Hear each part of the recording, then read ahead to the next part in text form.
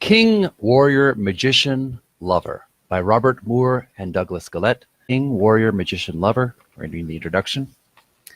And this is Jerry Reads Aloud Self-Help Books. I'm reading some books to help young men today learn about what it means to be a man within themselves.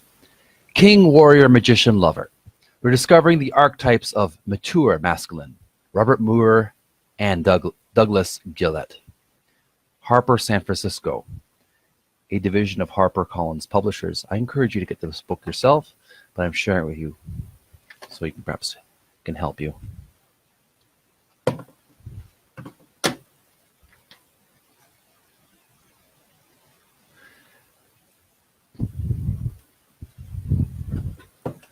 To the poet, Robert Bly, who has provided the impetus for reevaluating of the masculine experience.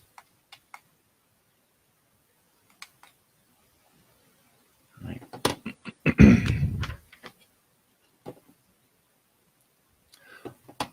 Four mighty ones are in every man. A perfect unity cannot exist but from the universal brotherhood of Eden. The universal man, to whom be glory evermore. Amen.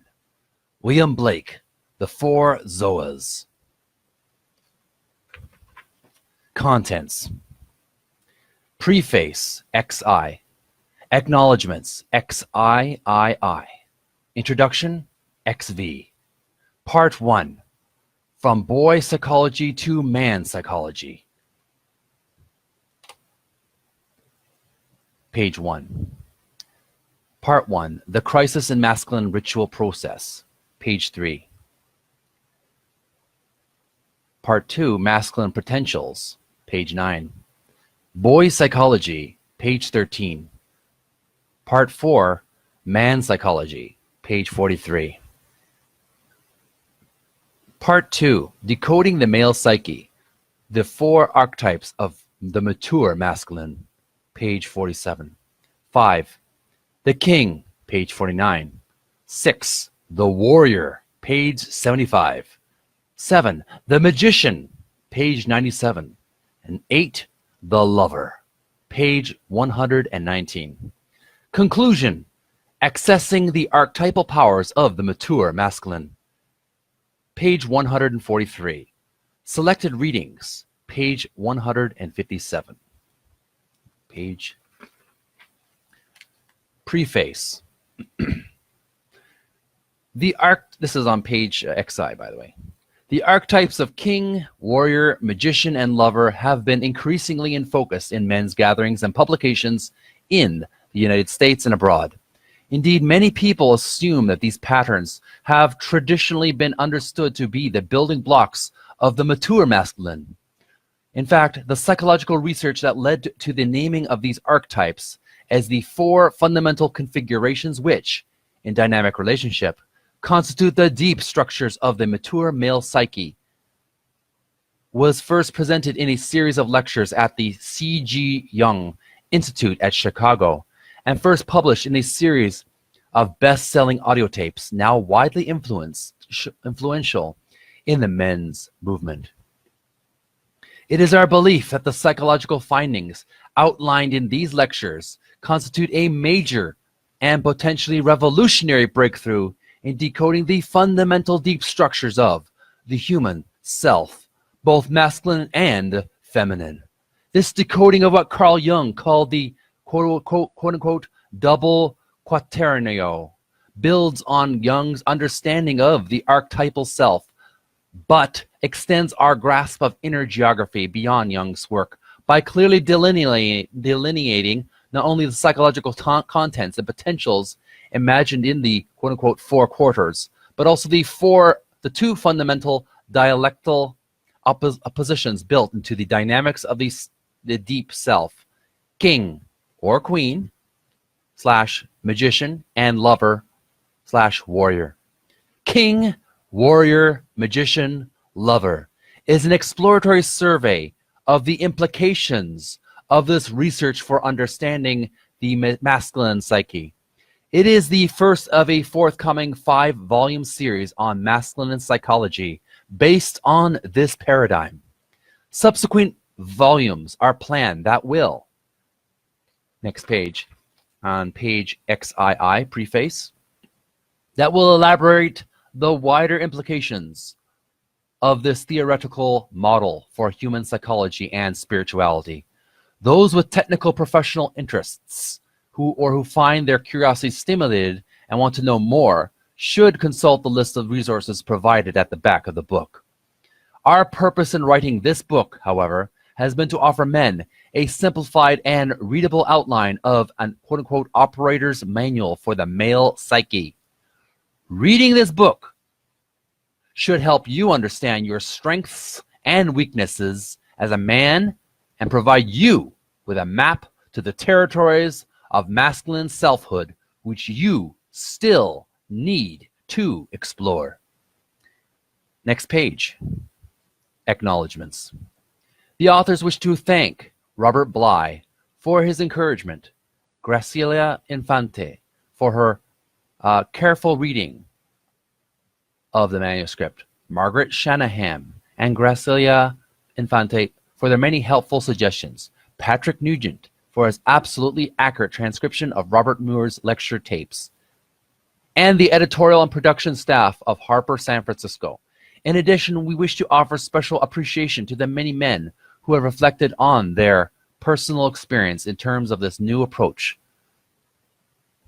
to masculine psychology and have helped us to refine and deepen our understanding. Page.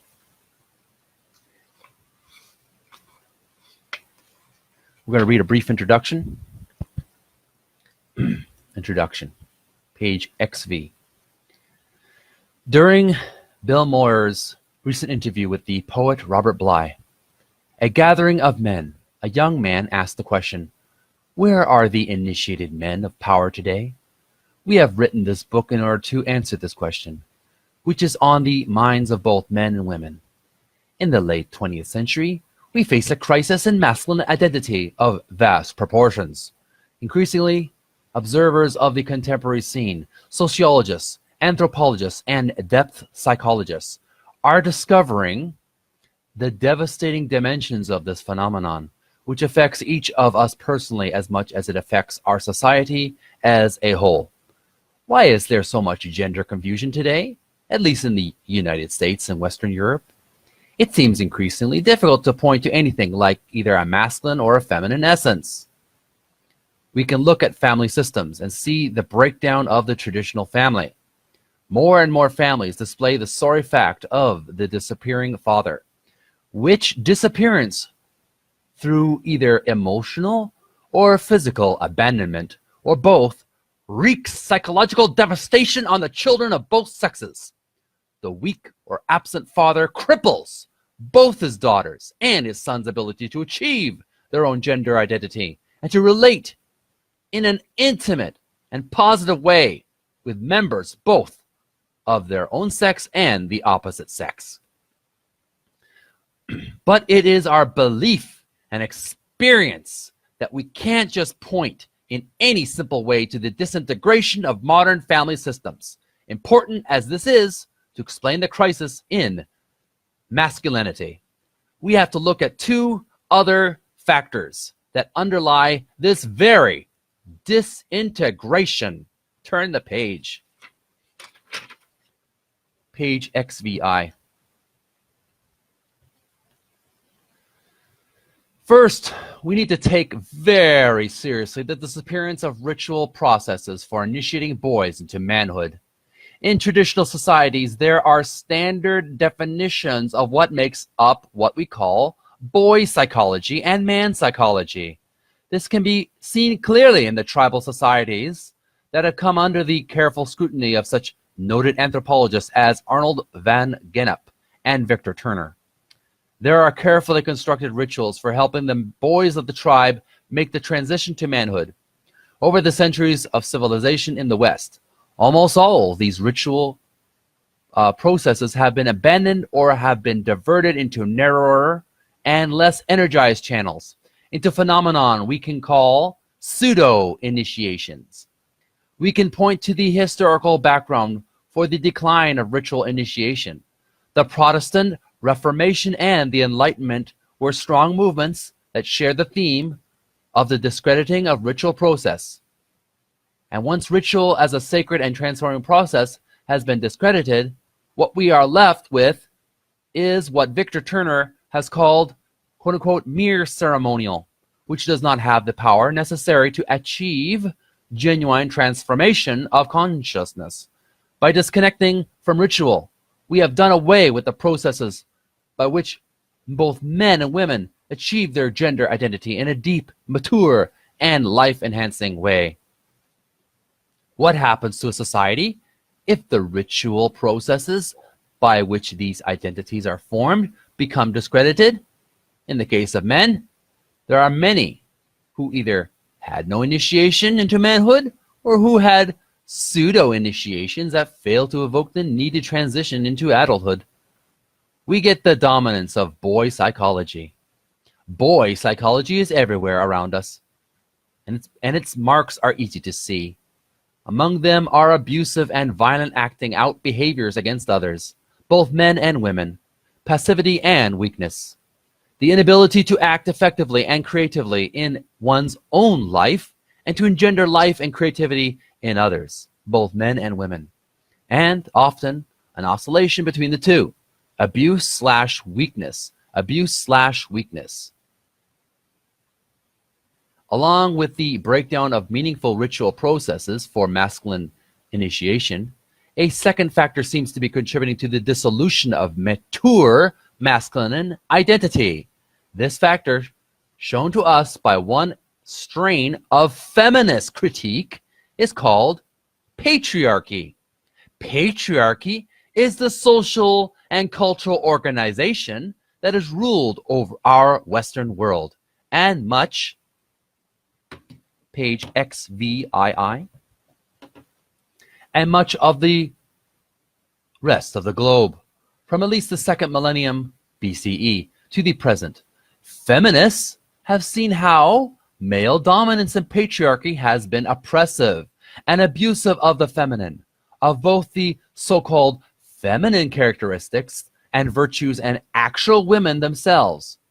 In their radical critique of patriarchy, some feminists conclude that masculinity, in its roots, is essentially abusive, and that connection with quote-unquote eros, with love, relatedness, and gentleness, comes only from the feminine side of the human equation.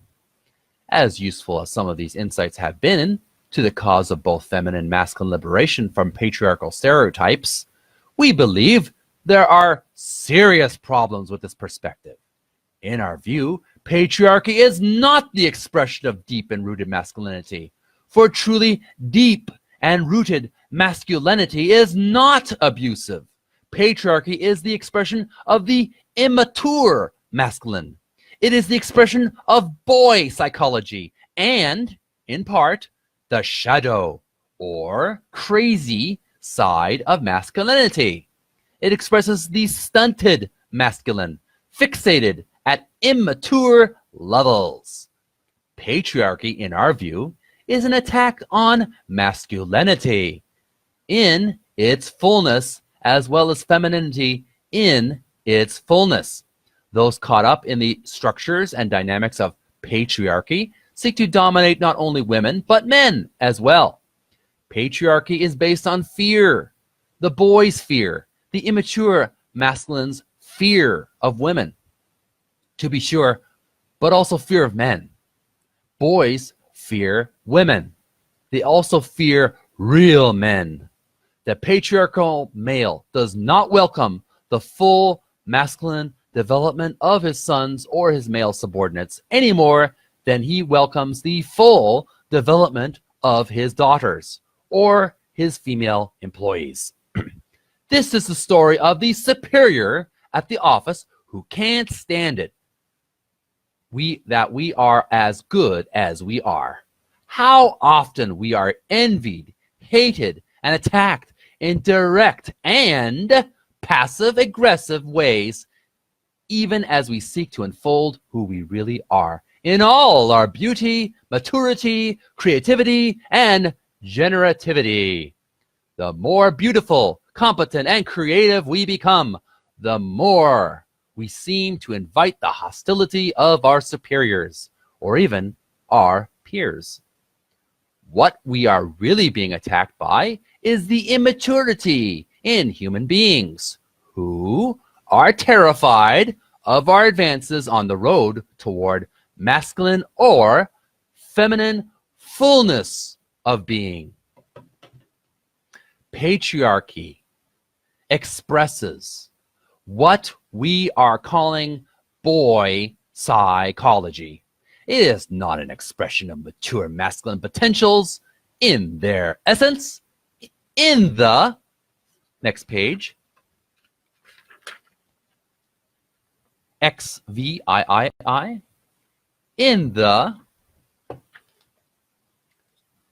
fullness of their being, we have come to this conclusion from our study of ancient myths and modern dreams, from our examination from the inside of the rapid feminization of the mainline religious community, from our reflection upon the rapid changes in gender roles in our society as a whole, and from our years of clinical practice, in which we have become increasingly aware that something vital is missing in the inner lives of many of the men who seek psychotherapy. What is missing is not, for the most part, what many depth psychologists assume is missing, that is, adequate connection with the inner feminine. In many cases, these men seeking help had been and were continuing to be overwhelmed by the feminine. What they were missing was an adequate connection to the deep and instinctual masculine energies, the potentials of mature masculinity. They were being blocked from connection to these potentials by patriarchy itself and by the feminist critique upon what little masculinity they could still hold on to for themselves. And they were being blocked by the lack in their lives, by any meaningful and transformative initiatory process by which they could have achieved a sense of manhood. We found, as these men sought their own experience of masculine structures through meditation, prayer, and what Jungians called active imagination, that as they got more and more in touch with their inner archetypes of mature masculinity, they were increasingly able to let go of their patriarchal, self, and other wounding thought, feeling, and behavioral patterns, and become more genuinely strong, centered, and generative toward themselves and others, both women and men. In the present crisis in masculinity, we do not need, as some feminists are saying, less masculine power. We need more. But we need more of the mature masculine. We need more man psychology. We need to develop a sense of calmness about masculine power so we don't have to act out dominating, disempowering behavior toward others. There is too much slandering and wounding of both the masculine and the feminine in patriarchy, as well as in the feminist reaction against patriarchy. The feminist critique, when it is not wise enough, actually further wounds an already besieged authentic masculinity. It may be that, in truth, there never has been a time yet in human history when mature masculinity or mature femininity was really in page XIX in ascendancy. We can't be sure of that. What we can be sure of is that mature masculinity is not in the ascendant today. We need to learn to love and love by the mature masculine. We need to learn to celebrate authentic masculine power and potency, not only for the sake of our personal well-being as men and for our relationships with others, but also because the crisis in mature masculinity feeds into the global crisis of survival we face as a species. Our dangerous and unstable world urgently needs mature men and mature women if our race is going to go on at all into the future. Because there is little or no ritual process in our society capable of boosting us from boy psychology into man psychology, we each must go on our own with each other's help and support to the deep sources of masculine energy potentials that lie within us all. We must find a way of connecting with these sources of empowerment. This book, we hope, will contribute to our successful accomplishment of this vital task. We'll take a little break here of the book King, Warrior, Magician, Lover by Robert Moore and Douglas Gillette. Tune in next time. I'll be reading part 1 from boy psychology to man psychology, page 3, and the subheading will be, or the chapter subheading, number 1, the crisis in masculine ritual process. Thank you for watching, folks. I appreciate if you'd leave a like if you enjoyed my reading so far, and leave some comments. I appreciate your feedback. If you have read this book, I appreciate your feedback as well. I appreciate any introspections or any advice you have gained from this book, any words of wisdom. Take care of yourselves. We'll talk and have a transformative week. Bye.